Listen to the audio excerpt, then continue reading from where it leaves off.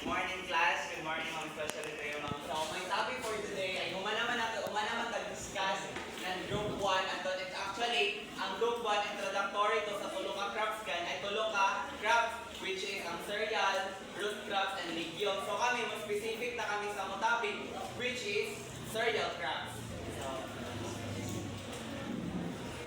So here are the general objectives of this topic. Students are expected to understand the needs of classifying crops. Students would be able to define cereal crops or cereals in their own words. And also, students are expected to classify the different types of cereal crops and its cycles and parts. Students should be able to know the importance of cereal crops and its benefits. So why we need So why we need to classify food crops? So give me a number, guys. 12. 1, 2, 3, 4, 5, 6, 7, 8, 9, 10, 11, 12. Kindly stand up. So why we need to classify food crops? Dahil para makabalo bitaw ka kung asa bitaw yung specific na nasa sa dyan na bilaw na. Okay, thank you. So that's right. So next. So why we need to classify food crop? Number 1 is for efficient agricultural planning. So when we say efficient agricultural planning, what comes up in your mind kung i-judge mga kuan ang efficient agricultural planning? So Miss Efren.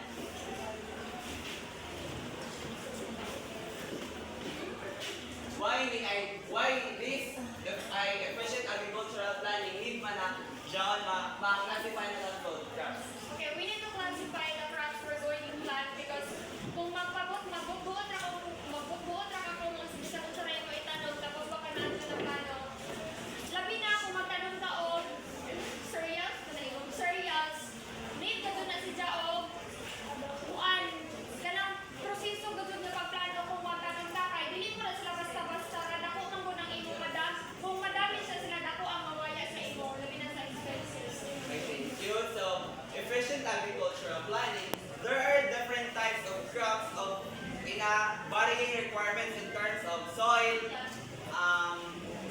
water, climate, and also the nutrients. So, it helps us as a farmers and also an agricultural planners know to have allocated resources effectively. So, needed to that to have a successful productivity na ato makuha sa when it comes sa magtanong kita. We need to have an efficient agricultural planning. Di kay basta-basta na kay magpaitanong lang.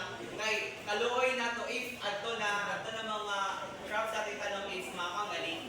Ano ba dyan? Madaot lang. Tapos wala tayong plano, wala tayong plano sa mga medisina, sa soil type ato na cereal. So, we need to have an efficient agricultural planning here. Second one is for maximizing productivity. So when we say maximizing productivity, we need to classify crops based on their growing seasons.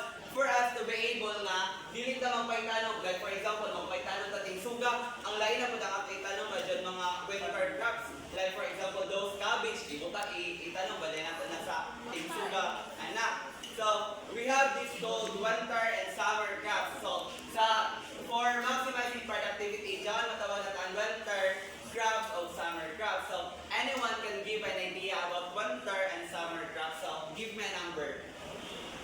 Bayar, give me a number. 10. 1, 2, 3, 4, 5, 6, 7, 8, 9, 10. Miss Maritas, can you stand up?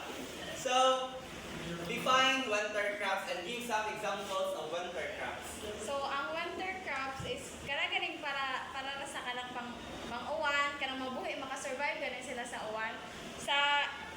For example, katong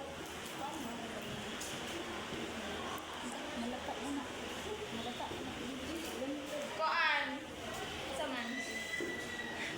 Strawberry? Winter crops. So, ikaw ang summer crops na lang. Ang summer crops, ganing mga plants na pwede sa makasurvive sa init. For example, sa summer crops is kanang mais. Very good. So, when we say winter crops, these crops are planted in a cooler winter months. So, the example of this ang wheat, barley, cabbage, carrots, and many more pa. And also, when we say summer crops, these crops are planted in summer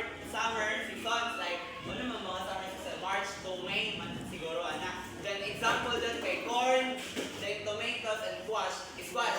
But, this is the question, nga nung nagtanong man ta karon ng Zia Mais nga ang Zia Mais is for summer crops man lang siya. So sa ato manggod sa Philippines manggod kay and labi na sa ato dira sa oil, pwede manggod siya matamnan tungod kay ang ija manggod sa latag gani kay Yes, ano pa sutabol sa mais. Sutabol siya sa mais. Eh, di ba? Clayey tapos murag grabe bantok gani. So yung ana manggod ang needed sa mais na mga soil type. So let's come from for pest and disease control. So, give me a number tal. Ang ladyo ba? 1, 2, 3, 4, 5, 6, 7, 8, 9, 10, 11, 12, 13, 14, 15, 16, 17, 18, 19, 20, 21. Mr. Vidal, kindly stand up. Then, do you have any idea about pest and disease? So for pest and disease, so from the word itself, controlling the pest and disease within the crops. Thank you.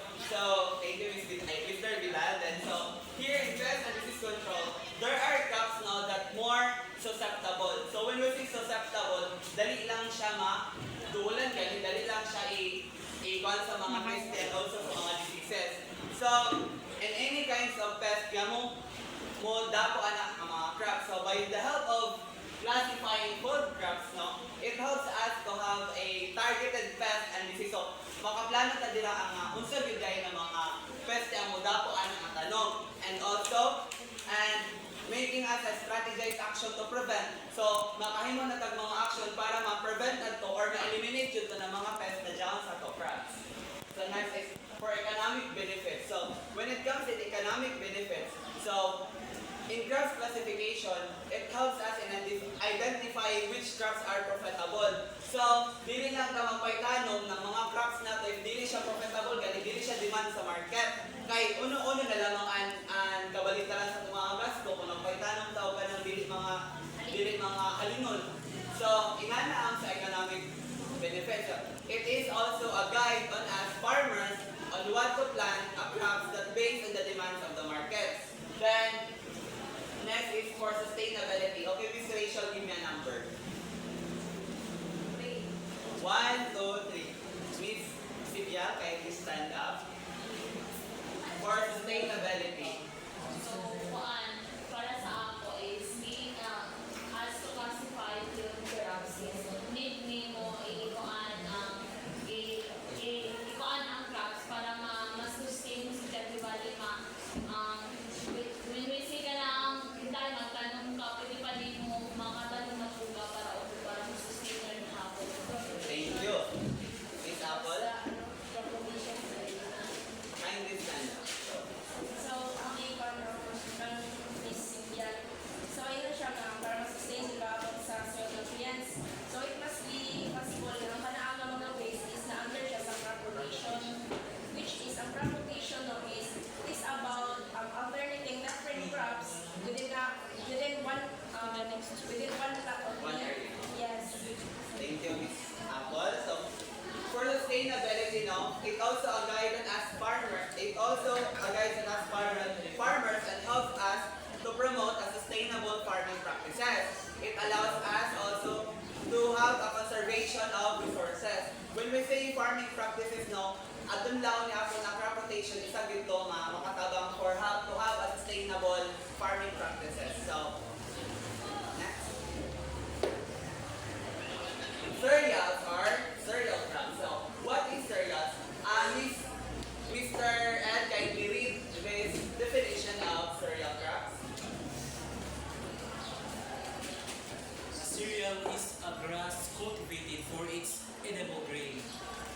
Cereals are the world's largest crops and are therefore staple food. Okay, thank you. So, these grain are, ang cereal is a grass, so cultivated for its edible grain. So, when we say edible grain, ganyan na to, ang kaon na nito mga liso. Not only the liso, ang mga fungus ka na, oo, ka na, magaling mo siya. The cereals are the world's largest crops and are therefore staple food. So, when we say staple food, kaya madaling-dali na ang mga makaon. So, any kinds of cereals are rich in carbohydrates and they are essential for human nutrition. So, like for example, sa rice, di ba dali na mabusog? So there are major types of cereals. So wheat, the scientific name of wheat is triticum. Then rice, rice sativa, corn, zea mais, barley or yung vulgar, oats, albina sativa, rice, sickle cereal, millet, panicum, milasium, sorghum bicolor. So these are the major types of cereals. So hindi na mga cereals na namin discuss isa-isa sa inyo. Also ang mga process, ano yung luhon dyan, sa like sa wheat, ano yung luhon dyan nila na sa seeds get din dyan, ano yung parts, may bawat na dali. So what are trichomes? Give me a number with Tita Solo. 13. 50? 15. 1, 2, 3, 4, 5, 6, 7, 8, 9, 10, 11, 12, 13, 14, 15. Another one time, give a number. 1, 2. Kindly stand up at the Vanessa. So kindly read this book and I'll give you some insight or ideas about what have you read. Wheat is a staple cereal crop widely cultivated for its edible seeds, which are ground into flour for baking and cooking. So, my idea about the wheat is the trigo, which is naabitaw cereal sa kanang sa baby gani kanang kanon. Mabuhi na sila sa gawa sa nasa. Like the picture number 2 or that number 1. Nga pwede po sila mahimo turn into harina na magamit for baking and cooking. Thank you precisely. So these are the types of wheat. John and hard red winter, soft red winter, hard red spring, soft white, hard white, and durum. So let's start with hard red. So in hard red winter wheat cake, for bread lang din siya, like mga sliced bread, kana for bread lang din siya nga lard. Then also the soft red winter is for cookies. Para mga gahit na siya for cookies. And also hard red spring cake. Mura gawin din siya cake, pero dili ko may mga organ icing. Tingnan lang siya na pagka-pan bread. Then, ang soft white for cakes, yun na siya kay soft man, fluffy man. Then, ang hard white kay for noodles. So, I thought good ang noodles kay ano mo na dira, kaya wala, babayusan no. Pagtukol sa harina ra, normal harina, pero made of wet ba siya. Then, ang durong kay for dyan nga, macaroni, pasta, yan. So, did you get me at the mga fans sa types of wet? Okay, so here are the cycle and parts of wet cereal. So this is the cycle. So pinakauna, seeds mga natin tanong. Then pagkaman sa seed, mag-seed planting kita, itanong na siya. Then pagtuosad na ako, pag itanong na, tawag dyan kay seedling na. No, it is germination. Mag-germinate man ang ugawas to. Pinakauna nga dahon, mag-germinate. Then pagtoko, nag-germinate na itong gamay. Pagtoko mo na, seedling na. No, naana po ang sprout which is bubukad na. Bubukad na itong dahon na nag-germinate. Bubukad na ito, pag bubukad na, that's what we call sprout. Then, a deserve pa seedling. Then pagkawa sa seedling, plant na. Then pagkawa sa plant, flowers, and also plant with fruit. Ma-harvest na nato siya. So, did you get me? The part and cycle. Amo de ka yan. So ko balo. Oh, direct siya. Then, dili ka. Ay, pwede mo po siya directal. O man siya ipan. Pwede naman, kung gusto niyo mo na, dili na, kahit kung nato mo, then direct, mag-germinate ko, mag-transfer na po siya. This time na, mag-50-50 gani ang kinabuhi ng plant, tumutubo ba siya or dili.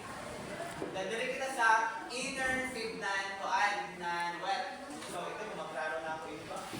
So, in-enjoy din ako siya mga balahin ko gani, something buy dito sa ibabaw. Na ang tawag dyan is brush. And also, andiri din mga nagka-XX ni diri pag imuokbon ang seed gani sa wet, naa siya yung nagka-XX diri ang tawag dyan kay starch. Amo dyan mo, pag magaling na amo dyan mo, kung kaya ng harina. Then, pagka ang seed coat kay manamang cover ni dyan. Seed coat mo na. Then also, ang germ, amo dyan ang motorok mo na yung kinabuhi kung sa babaji pa, ang itlog. Naadiri ka sa ubos, wala dira sa ibabaw. Okay. Asabot? Very good. So, these are, pag dyan na, makita naman nato ang wet, no? Dyan ang process, dyan na ang seed. Pag dako na si wet, hindi na siya. Ato ang amo ikan, so, di ba mga klaro, eh? Murag dagsalbot ba tanaw? Wait sa akin, siya maklaro sa mga tagyo.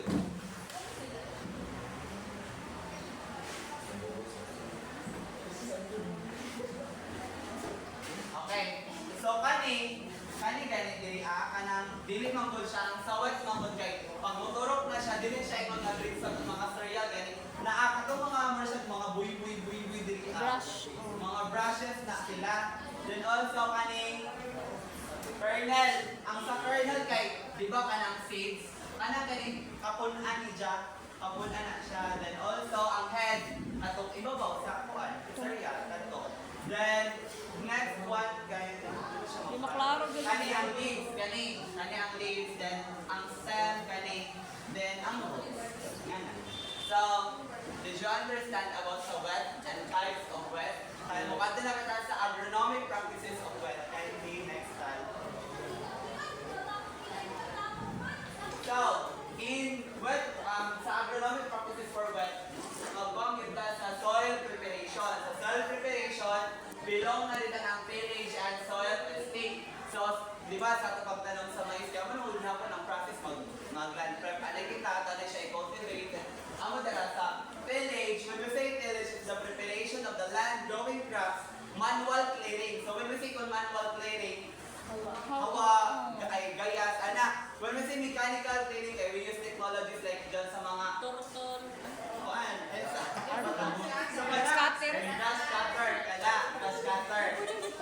Sa soil testing kay it is a laboratory analysis to determine the chemical physical characteristic of the soil. So, ato sa soil testing ato ma-identify if this kind of soil is healthy and kuan ano pa na dyan tawag dyan applicable sa ato tanong na ibutang. So, next one is crop rotation. Nagbalik-balik kami na isa. What is any practices of growing of different crops in the same areas and a sequence of growing season. So, the crop rotation, ang na within the area, dagay mo kay tanong, anak.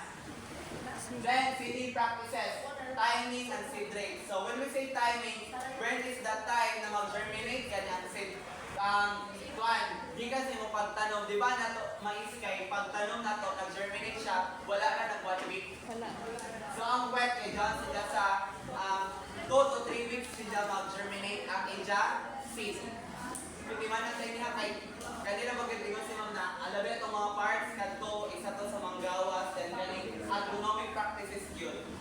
Then ikatoy may seed rate ay dili na sa trino. Sa seed rate kay dito na tumakan ang quantity of seed kung viable ba siya, anak. And cost of production of yield. Also, fertilization. So, give me a number, Annalyn. 10. 1, 2, 3, 4, 5, 6, 7, 8, 9, 10. Give me a number. Okay, nagbalik naman. 5. 1, 2, 3, 4, 5. Apple. Stand up. So, in nutrient management, what comes up in your mind and give some insight about that?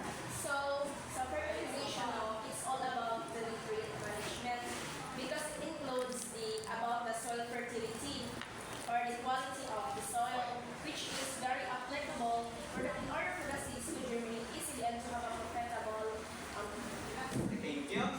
So, in nutrient management, the efficient use of crops to improve productivity, just like what Apple said. And we need to balance the soil nutrients requirements for our crops. So, need yun na ito i-balance ang needed lang sa itong tanong. Magpaibutang ta dito Para sa ito nahitabon sa tanong nila, Geneva to first year in tanga, grabe ka hamong ilaman ninyo kagutang. Grabe ka tambok, pagdako dugay na munga. Kaloy, sila bitang dugay na ka-harvest yield. Sunod, timing and method. So, in fertilization, nabilong ang timing and method. If you can use fertilizer, so you need to have a timing yun when to apply and how to apply.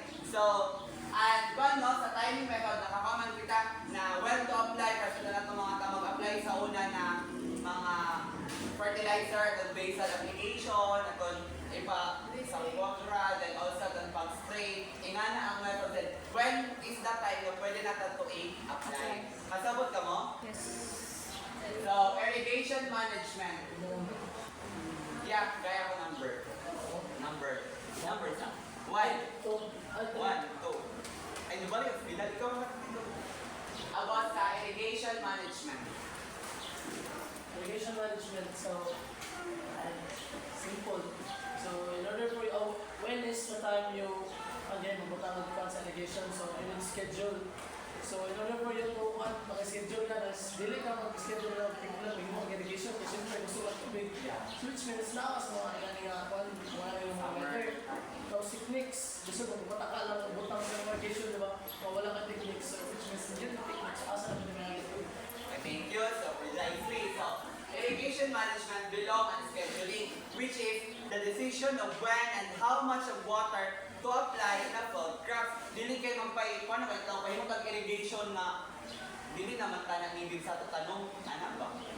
Then, techniques. What are those strategies you will impose to water your plants? So, just like cultural practices and mechanical practices in time sa techniques ko kung saan na ito pag-apply ng tubig sa tanong. So, anyone, do you have any idea about mechanical practices on how to maghatagtag kaning water, mag-water ka sa toong plant?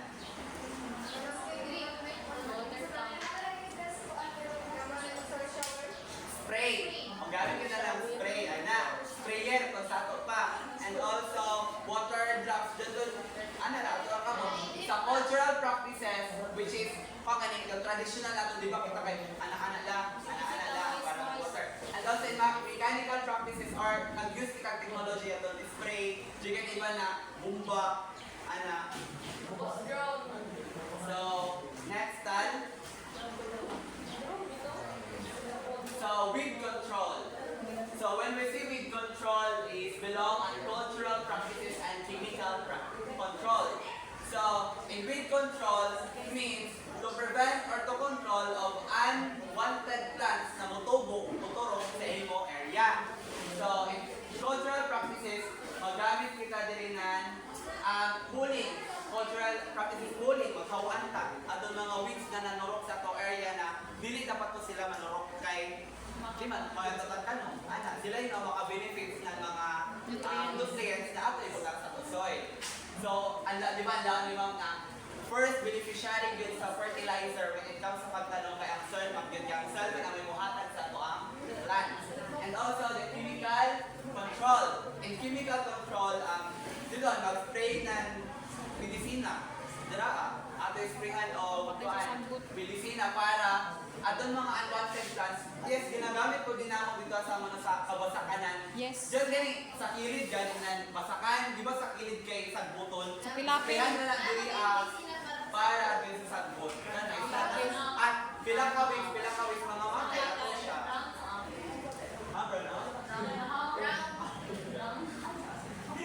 Next one is pest and disease management.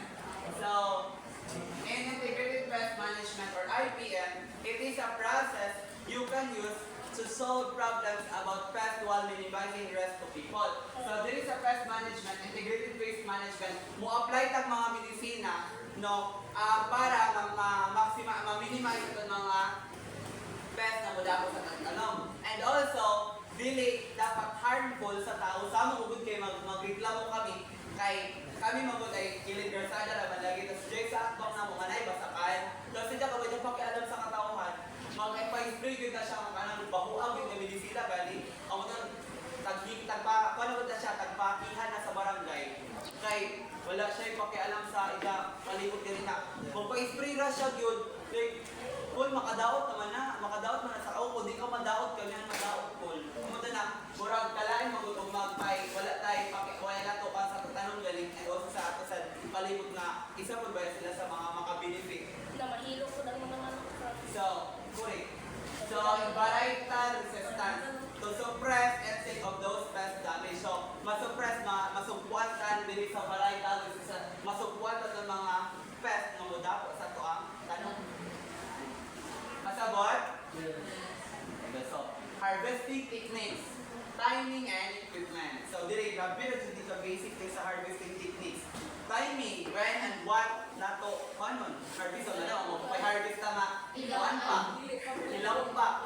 Kalain pud no. Then sa equipment human kay kaluoy ang mga dun kay traditional na mga equipment. Kaluoy gyud kay like sa amo kay more kanang dili lang sa amo mostly na yun kay nagagamit ang harvester. Muna ang uban na mga gayaboy sa amo ay jam. Ano na ani ko wala na ilang panginabuhian gani. So, ingana sa harvesting techniques, timing and equipment.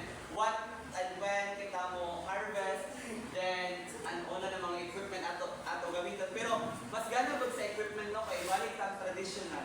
Kaysa tong mas makadali manggod magamit ang mga technology pero ang kanto onoy apekto sa katawhan, onoy apekto sa mga farmers na which is amo na gato dyan na, amo nato namatan ba nga, magayab yun, gayapon, kuman kay andarag kuan, harvester. Wala.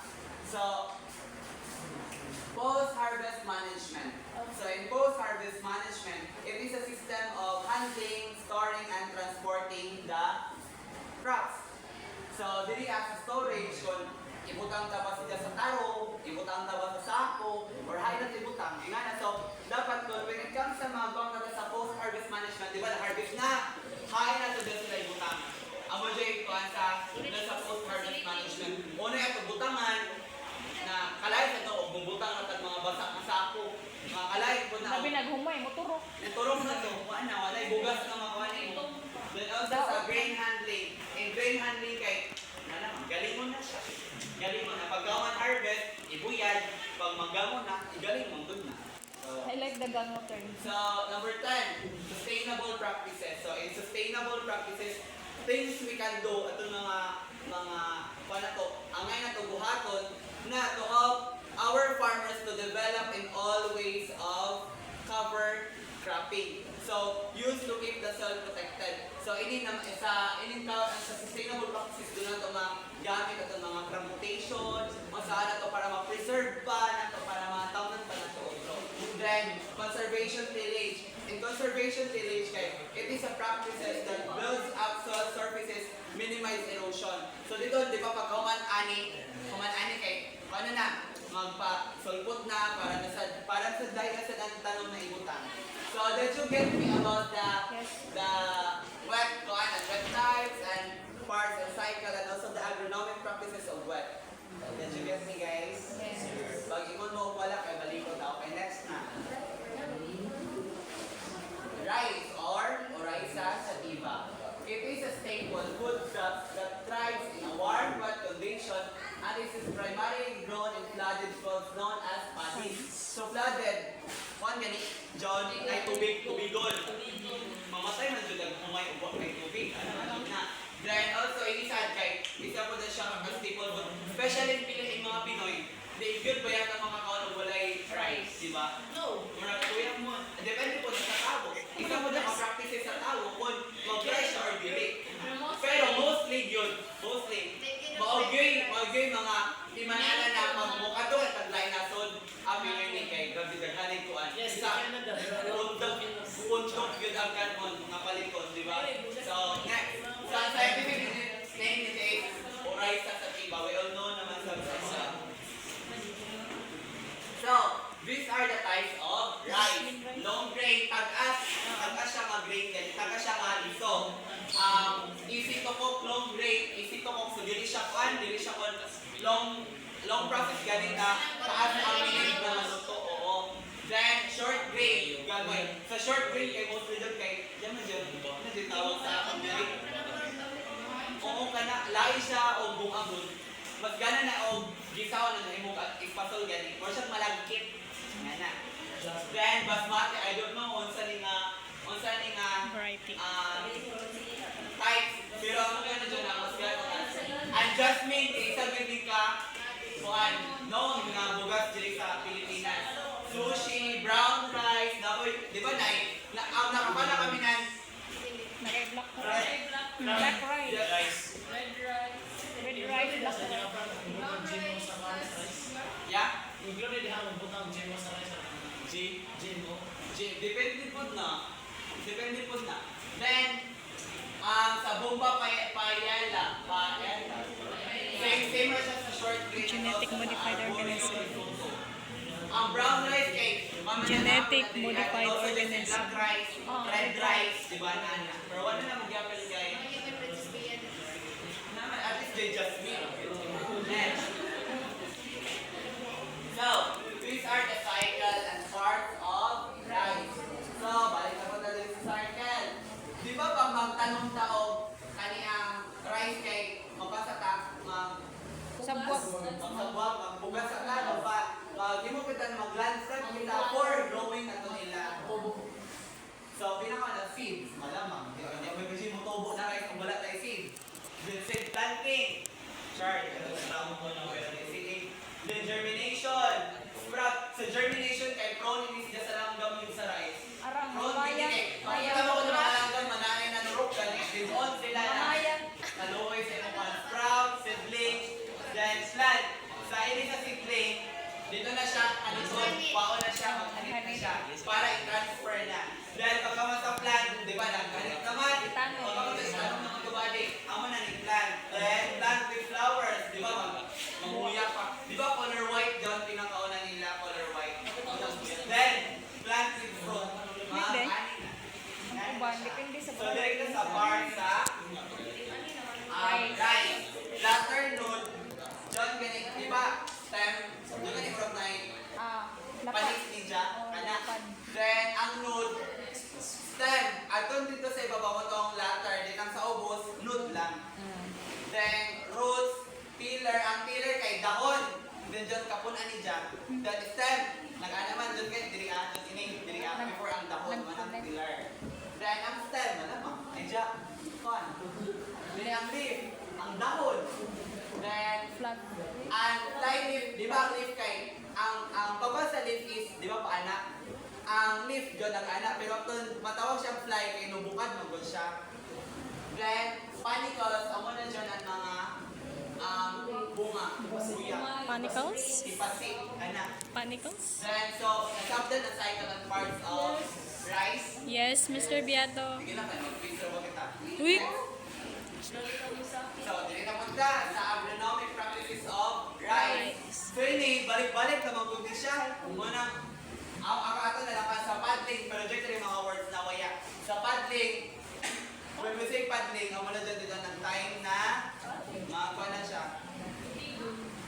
Sa paddling, dyan ang time na ito na tortulon. I-land prep na siya, tortulon siya. Ano ba, darumot yan, ano yung regular kapuga, darumot yun, ano nila, palubigan, ano sir pa tortulon. Nakatry naman na? Oh, yes. Waya. Ganahagin sa pilay. Waya. Pero kung iba lang, may bukat, magulang ka na. Oh, ako na makontrol. Ibaling. Makontrol na rin mo.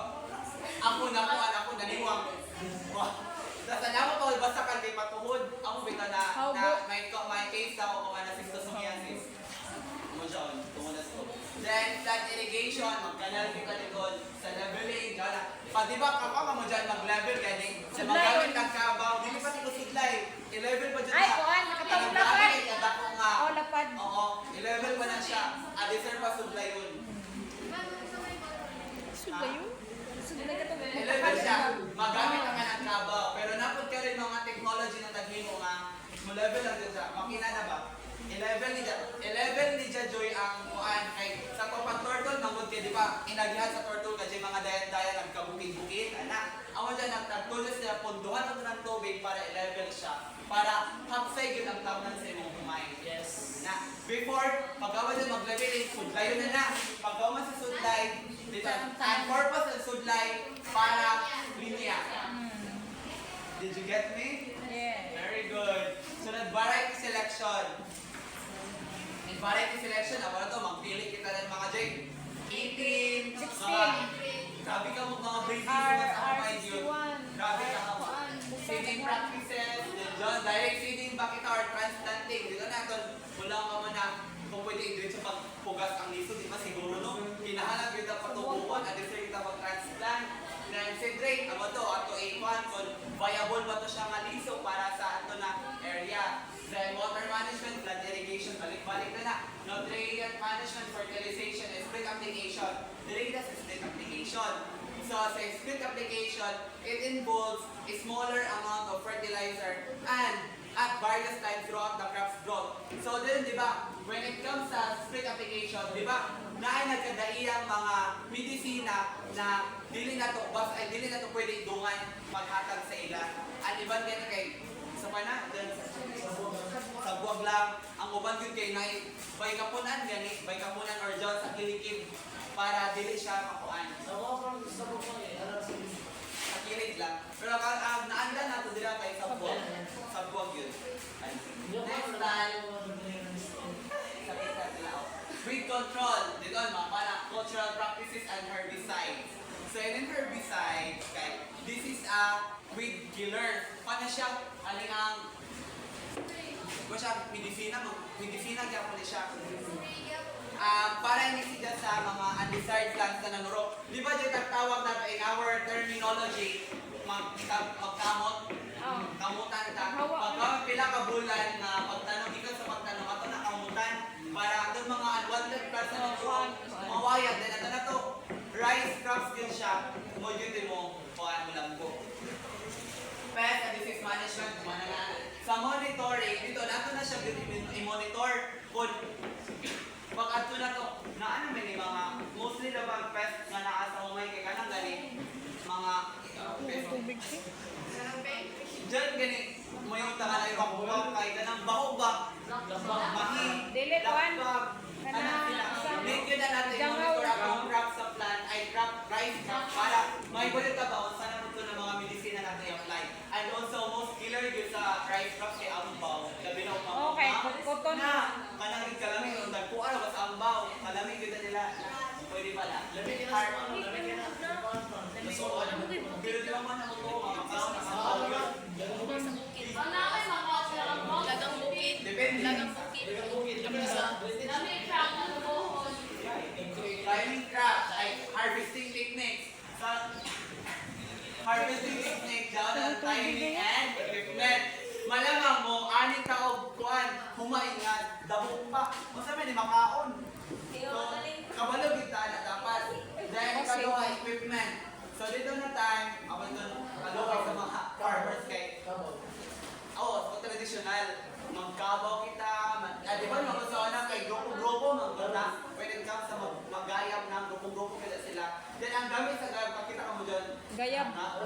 Abis. Oo. Mag-abis. Ano lang, yung kagakap, gano'n kita sa feeling, nakatry mo Ano, patulak. gayap. Katulak yun.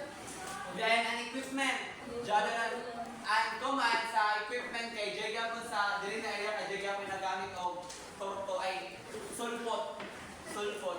Ana, Tracer.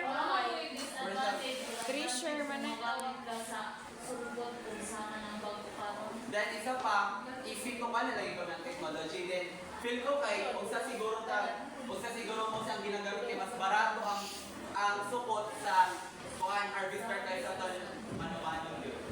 Then, post-harvest management, drying, storage. So, dira pag mag-harvest at ako galing mo naman. Ay, di ba? Pag anang, basta ba na, isulot naman siya. Pag ako man to, ikaw na, ibuwad na. Pag ako man buwad, ibutang sa storage. Ako pa, ibutang ko sa sako. Ano sir, igaling. Malamang isa-ikaw na magpanganto dito. Kawaton na yun, kawaton. Ha? Amugan, ibuyad gana na siya. Then, sustainable practices at ang crop rotation. Tawag na natin na sa likod ng pag-balance area. Use of organic matter. So, para sa food kay sa amon, dila ka, yes, gamit kita. Ang musik ko kay organic matter kay Kuan man, ang kumot media, also. Di ba doon mga raton and ratoning, di ba? Wala pa rin mga raton at ang inutdan, ang raton yung tumuturok. Diyan sa datay kay galing ng experience kay Kuan, iya pa kay na tortol, makapanghagdaw galing na, makapanghagdaw gives me. Makaporta ba doon ka, manghagdaw. Na, ganang kita. Bahala mag-imura, ana. Giokon. Pagkakuan, kwarta na yun. Wala man kya. Ang nagana, kaya dali daw, kwarta na. Pagkagana. Dahil dara, use of organic matter, so mostly, kanan, mga ansa ito magod kayo. Di ba magtortol? Di ba malubong ratong buwan, malubong ratong mga